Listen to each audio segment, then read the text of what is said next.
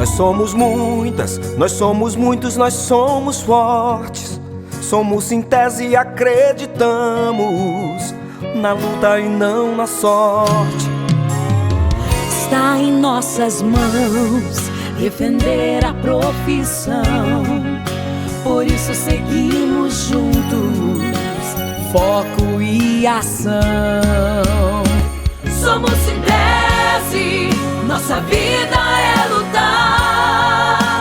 Em qualquer hora e em qualquer lugar.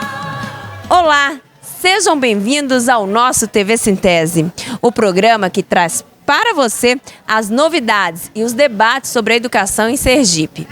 Hoje nós temos uma entrevista especial com o professor da Universidade Federal do ABC, Salomão Ximenes, que foi um dos palestrantes no 18º Congresso Estadual do Sintese, que aconteceu nos dias 9, 10 e 11 de novembro no Yacht Club em Aracaju.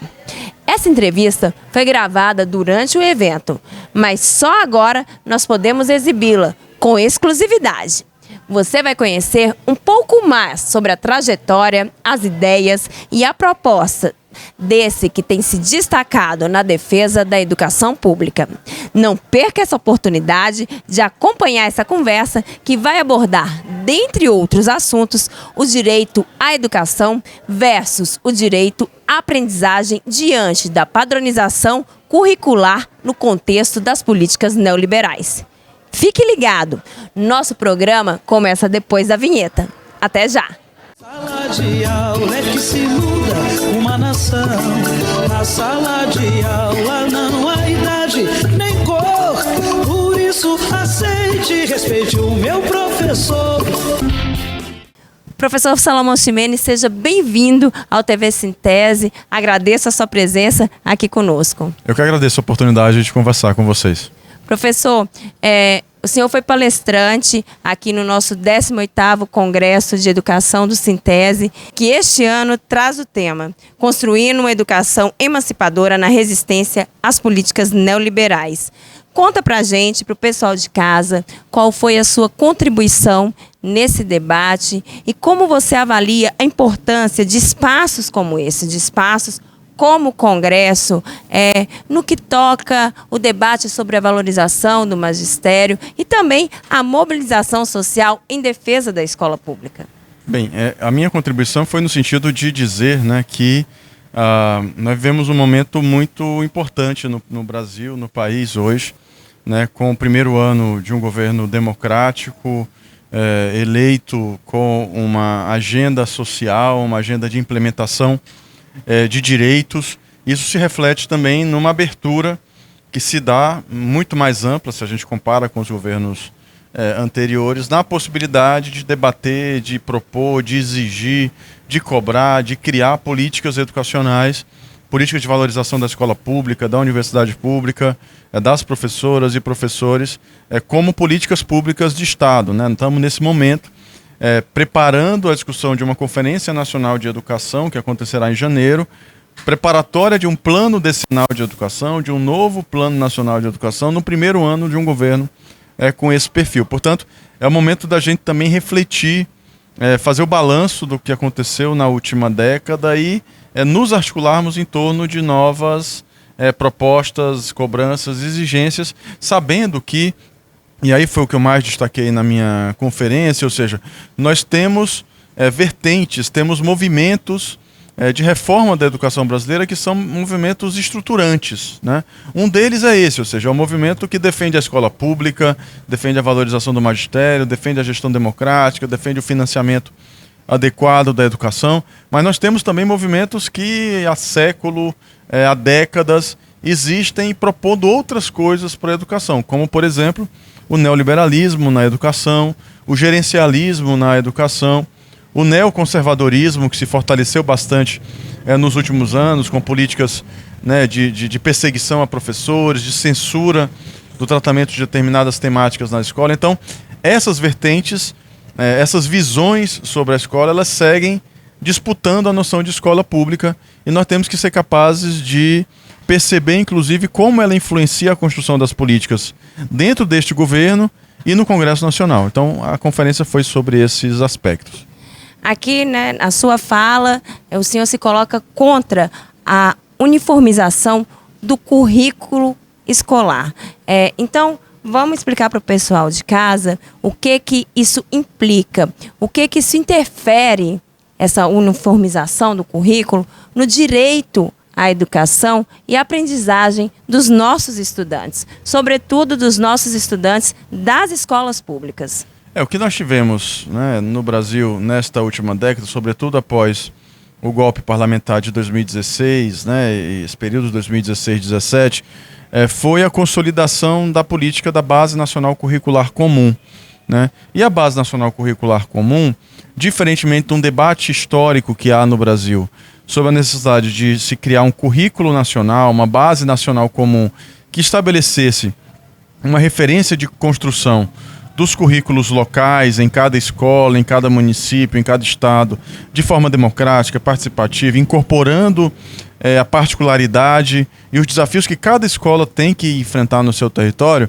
A BNCC ela tem um sentido prescritivo, quase como uma receita universal a ser aplicada em cada escola do país, independentemente do seu contexto, de quem é o seu público, né? Então ela está muito mais conectada a uma ideia de redução de custos e de padronização no sentido de transformar a escola, e essa é uma crítica que nós fizemos também na conferência, transformar a escola quase que numa empresa, né? Ou seja, é como se você pudesse ter o funcionamento da escola como é uma empresa que produz, engarrafa água, produz pão, produz automóvel, ou seja, que segue um conjunto de sistemas padronizados, ordenados, mensuráveis, né, para no final entregar um produto. A escola é tudo menos isso, né? A escola é uma organização complexa, que tem objetivos múltiplos, que está situada em territórios diferentes, que atende populações que têm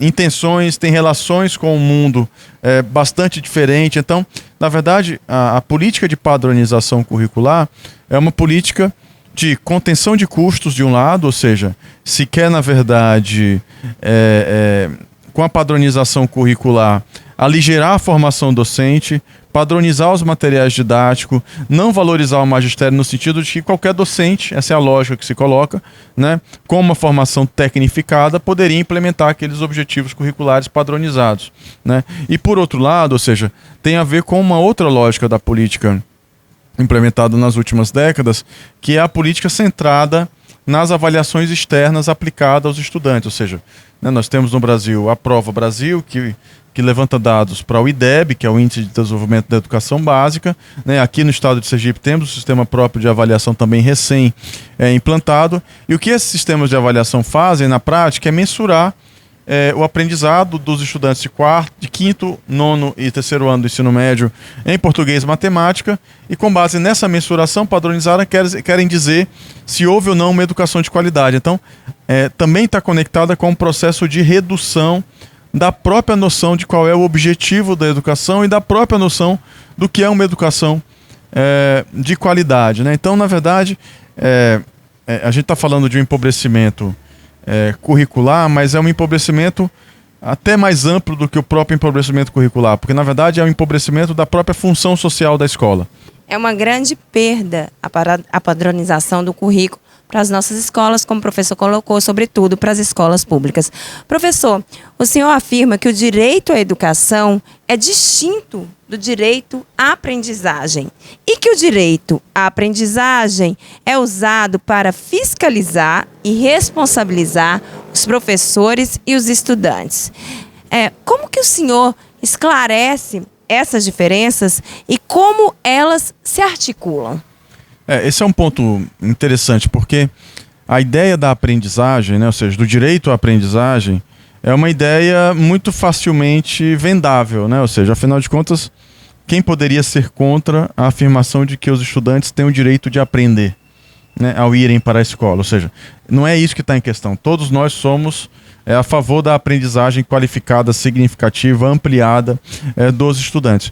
Mas o que a gente percebe, na verdade, sobretudo a partir das reformas neoliberais e gerenciais da educação é que há, na verdade, um processo de substituição mesmo, profunda, da noção da educação como um direito social por uma noção reduzida de direito de aprendizagem. Esse é o problema, né? Ou seja, que a aprendizagem seja parte do direito social à educação, nós não temos dúvida, ou seja, de fato é, né? O problema é que esta agenda ela vem substituir, ou seja, onde antes havia um direito social à educação, passa a haver somente o direito à aprendizagem. Mais do que isso, o direito à aprendizagem, dessa aprendizagem mensurável pelas avaliações externas, que não é tudo, ou seja, não estamos falando só de português, matemática, em determinadas séries de determinados anos do ensino fundamental, né, e determinado ensino fundamental e médio. Então, na verdade, o que há é uma substituição de direitos, né?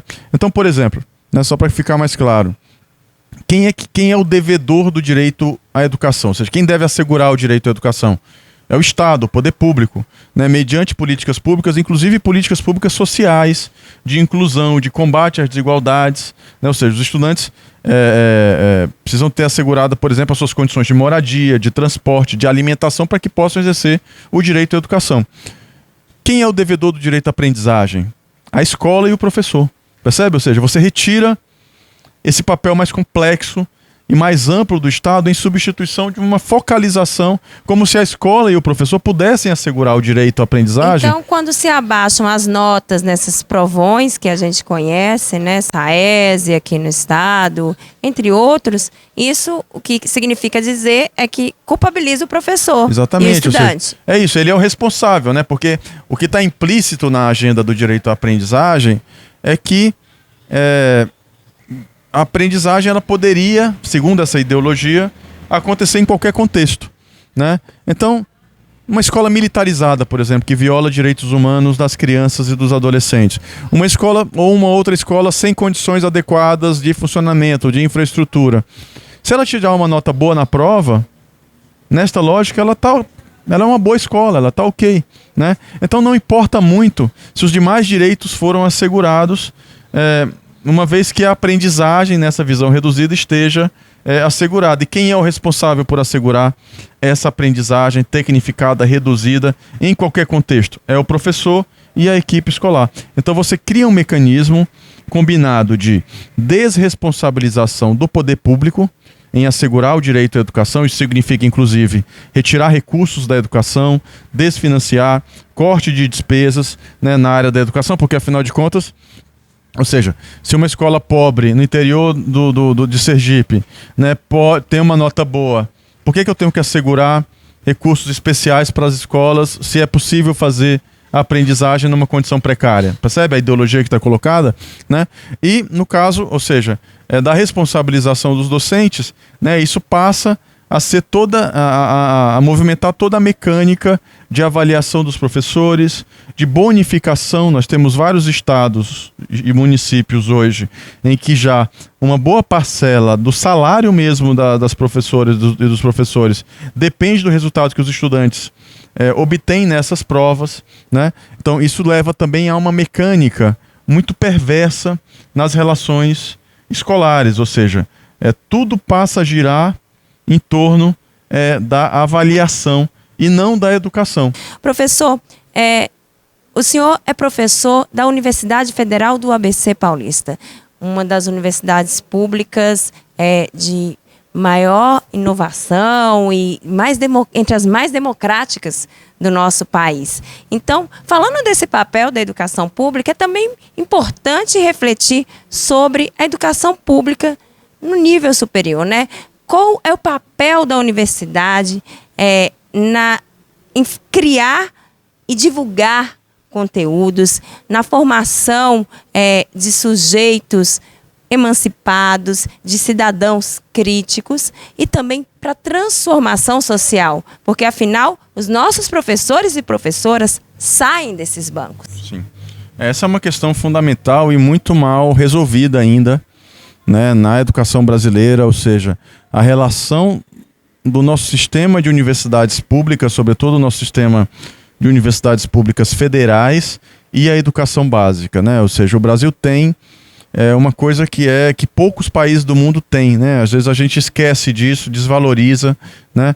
Mas poucos países do mundo têm um sistema federal de educação superior de altíssima qualidade, gratuito, né? Ou seja, gratuito praticamente nenhum país do mundo tem, né? Com esse nível de qualidade.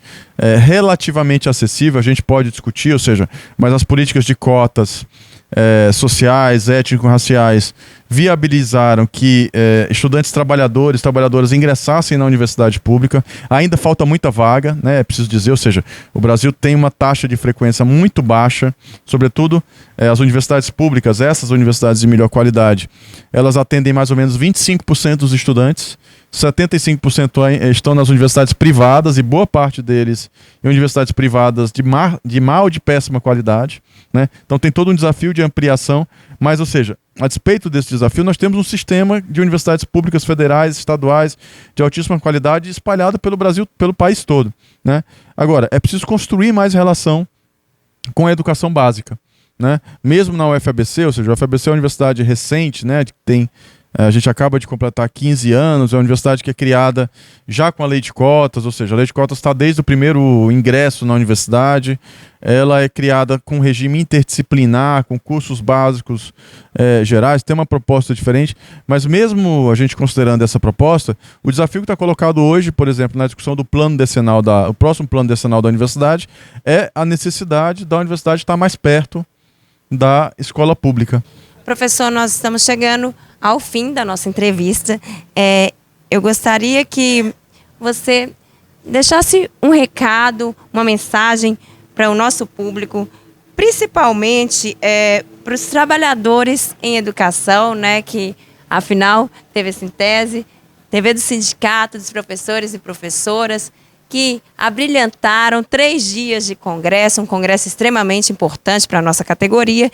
Então, para esses professores que resistem às políticas neoliberais e que lutam pelo direito de uma educação pública e de qualidade social para os filhos e filhas dos trabalhadores de Sergipe. Por favor. Eu só queria, na verdade, expressar, enfim, a minha admiração, né, por essas professoras e professores que estão nesse congresso no momento, o 18º Congresso do Sintese, né, mas também por todas aquelas e aqueles que participaram das etapas anteriores, preparatórias. A gente sabe que teve toda uma mobilização anterior nas regionais, nos municípios, né, para tirada de delegados. O debate ali já foi colocado, porque, enfim, essa admiração porque esse é um processo de construção, de um lado, de resistência, de solidariedade, ou seja, essas reformas neoliberais, gerenciais, essas políticas de perseguição ao magistério, elas não podem ser enfrentadas sozinhas, elas dependem de trabalho coletivo, de trabalho solidário, né? Então acho que tem isso, e tem também a possibilidade, ou seja, quando a gente participa desse debate, de construir novos projetos, né? Ou seja, construir futuro em relação à defesa da escola pública, né? E a nossa expectativa é altíssima, ou seja, no sentido de que um congresso como esse fortalece de forma quase que insubstituível, né, a defesa da escola pública no que realmente importa. Muito obrigada, professor Salomão Ximenes. O professor Salomão Ximenes é uma figura aqui parceira, sempre presente nos espaços do Sintese. Quero agradecer mais uma vez. Volte sempre e quando voltar, venha ao TV Sintese. Obrigada. O TV Sintese deste sábado termina aqui. Esperamos que tenha gostado dessa entrevista especial, que foi gravada durante o 18º Congresso Estadual do Sintese, que aconteceu nos dias 9, 10 e 11 de novembro no Yacht Clube de Aracaju.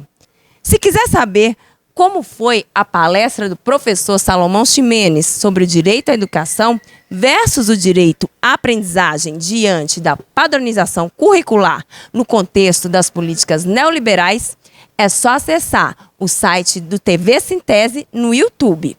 Um abraço, boa tarde e boa sorte para todo mundo. Professores, protetores das crianças do meu país, eu gostaria de um discurso bem mais feliz, porque tudo é educação, a entregar o conhecimento na sala de aula é que se forma o cidadão. Na Na sala de aula é que se muda uma nação. Na sala de aula.